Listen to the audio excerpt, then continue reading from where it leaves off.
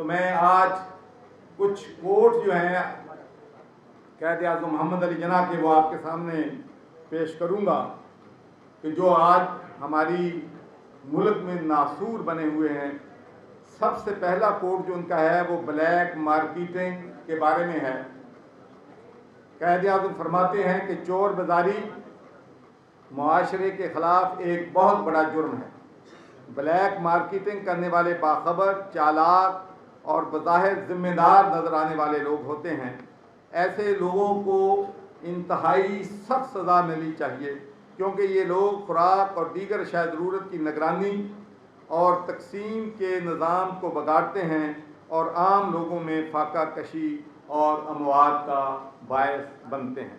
تو آپ سب کو معلوم ہے کہ پوری دنیا میں اگر مینوفیکچرر سے یا ایگریکلچر سے یا زراعت پیشہ سے اگر 100 روپے کی چیز کاشت کرتی ہے تو جو کنزیومر ہے اس کو 130 روپے میں مل جاتی ہے، 140 روپے میں مل جاتی ہے۔ لیکن آپ یہاں پر ویجیٹیبلز لے لیں، فروٹس لے لیں، ڈرائی فروٹ لے لیں، گندم لے لیں، کاٹن لے لیں، جس نرخ پہ زمیندار بیچتا ہے اس سے 5 گنا 6 گنا زیادہ نرخ پہ یہ مارکیٹ میں بیچتی ہے۔